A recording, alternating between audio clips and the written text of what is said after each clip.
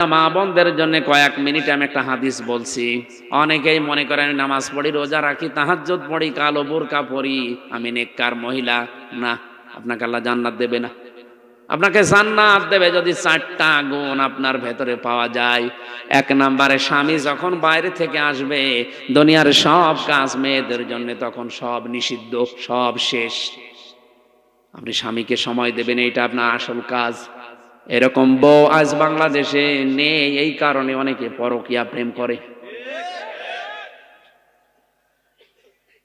যদিও আপনার কাছে রাগ মনে হচ্ছে, খারাপ মনে হচ্ছে, এটাই বাস্তব। পরকীয়া প্রেমের পেছনে দায়ী আমার মনে হয় অধিকাংশ স্ত্রীগুলো যদি একটু রেসপন্স করে, সময় দেয় নবীর এই হাদিসের দিকে তাকিয়ে। নবী বলেন, যখন স্বামী আসবে দুনিয়ার সব কাজ ওই মহিলার জন্য স্থগিত। যত বড় কাজ থাক সব বাদ। স্বামীকে সময় দেওয়া ওর জন্য ফরজ। ওর জন্য কি? স্বামী এসেছে 8 ঘন্টা ডিউটি করে, ও সময় দেওয়া দূরের কথা, ও হাঁসের খাবার দিয়ে নিয়ে ব্যস্ত।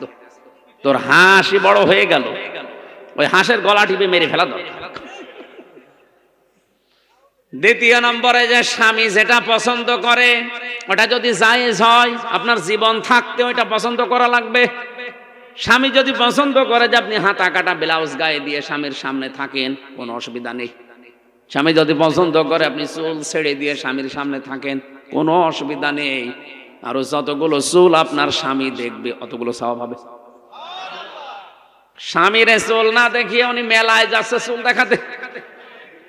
যত পুরুষ মানুষ আপনার চুল দেখবে, আল্লাহর কসম প্রতিটি চুল কিয়ামতে সাপ হয়ে আপনাকে কামড় দেবে। কোন স্বামী যদি তার স্ত্রীর মাথার উপরে হাত রাখে, যতগুলো হাত চুলের নিচে পড়বে, যত চুলের নিচে হাত পড়বে অতগুলো সওয়াব ওই মহিলা ওই স্বামীর নামে আল্লাহ লিখে দেবে। কোন স্বামী যদি স্ত্রীর হাত চেপে ধরে মহাব্বতে হাসি দিয়ে, যতগুলো গোনা ওই দিনে হয়েছে সগীরা সব আল্লাহ হাতের মাঝখান দিয়ে ঝরিয়ে দেয়। আমরা হাতও ধরি নিজের বর বাদ দিয়ে অন্যেরটা। স্বামী আমার এখানে, আমি যারা আছে এখানে যত স্বামী বসে আছে, প্রত্যেকটা স্বামী পছন্দ করে এটা যে বিয়ের পরে যেন আমার মা বাবা আমার সাথে থাকে। কথা বলা লাগবে। কিন্তু আজ 100টার 98টা বউ এটা চাই না। কথা বলুন। এই জন্যই তো বৃদ্ধাশ্রম তৈরি হচ্ছে, এই জন্যই তো আলাদা হওয়ার সিস্টেম বাড়তেছে। খালি বারবার শ্বশুর বাড়ি থেকে ওরে বুদ্ধি দেয়, আলাদা থাক, আলাদা হয়ে যা, ভালো খেতে পারবি। আরে বেটা, ওর পেছনে আজ 25 বছর শ্রম দিলেও যে বুড়ো বুড়ি তারা এখন ডিলেট। কার কার বউ এরকম আছে যে আলাদা থাকতে চায়, বউ মা বাবার সাথে থাকতে চায় না? হাত তোলেন তো। ও, এই এলাকায় এই ওয়াজ করা ঠিক হয়, এই জেলায় নেই। আলহামদুলিল্লাহ, আমি হাদিস বলা বন্ধ করে দিলাম, আমার দরকার নেই। আমি অন্য হাদিস বলছি নাকি? সত্যি কি এরকম এলাকায় গাজীপুরে বৃদ্ধাশ্রম তৈরি হয়েছে কোন কারণে? আপনারা হাত তুলছেন না কোন কারণে? হাত তোলেন, কোনো ভয় নেই, ক্যামেরা আমার দিকে, হাত তোলেন।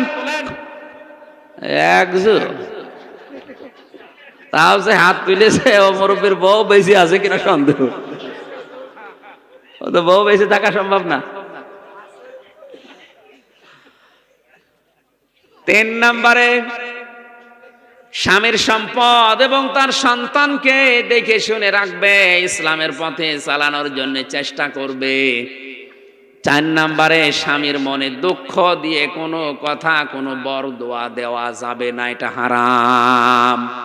পৃথিবীতে ফেরাউনের মতো এত বড় ভয়ঙ্কর নাফরমান জানোয়ার স্বামী কারো কপালে? কথা বলেন না কেন?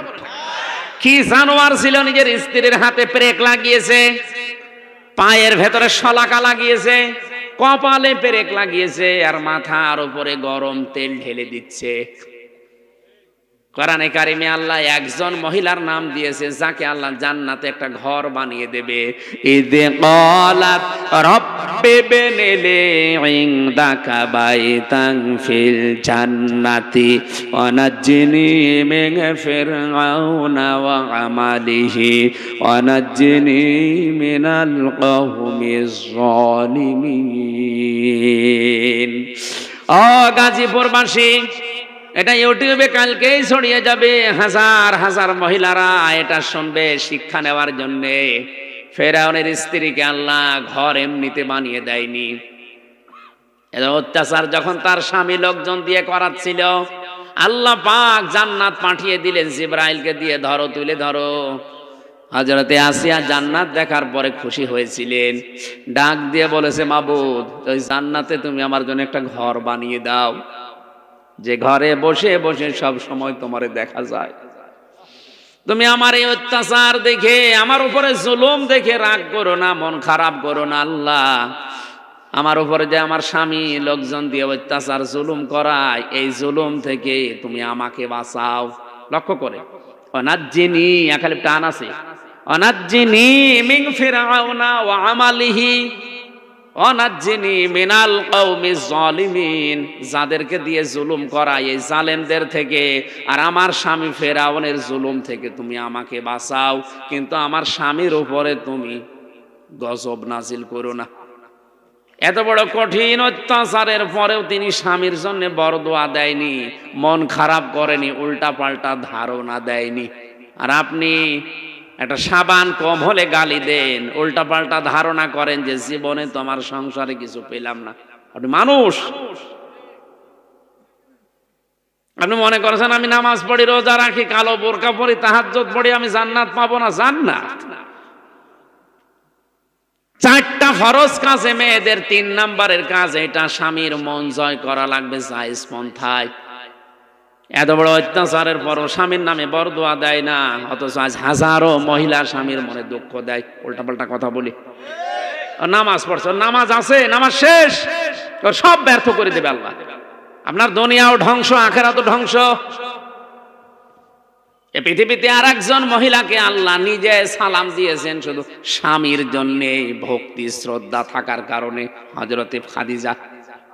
একটাই মহিলাকে আল্লাহ দুনিয়ায় সালাম দিয়েছে জিন্দা অবস্থায়। তার পুরা জীবনে আমি পড়ে দেখেছি হযরতে খাদিজাকে সালাম দেওয়ার পেছনে কারণ ছিল তিনি স্বামী ভক্তা ছিলেন। কি ছিলেন? স্বামীর প্রতি এত আনুগত্য দেখিয়েছেন, নিজের যে সম্পদগুলো ছিল ওই জামানায় তিনি 7 নাম্বার ধনী ছিলেন পুরো আরব জাহানে। এত সম্পদ সব স্বামীর পায়ের নিচে এনে দিয়েছিলেন, যান সব আমি দিয়ে দিলাম। অথচ আজ হাজারো মহিলা স্বামী ক্যান্সারে মরে গেলেও একটা বালা বিক্রি করে দিতে চায় না, আরো বলে খাদিজার মতো জান্নাতে যাবে। তোমার নামাজ নেওয়ার জন্য, রোজা নেওয়ার জন্য, কালো বোরকা নেওয়ার জন্য আল্লাহ বসে আছে। আপনি থামেন, আপনাকে আমি সতর্ক করলাম কোরআন দিয়ে, হাদিস দিয়ে। এরপরেও যদি কেউ সতর্ক না হয়, আমার মনে হয় আমার কাছে এত লাঠি নেই যে পিটিয়ে সোজা করব। আল্লাহ মেয়েদেরকে 4টা কথা মেনে চলার তৌফিক দিন, বলেন আমিন।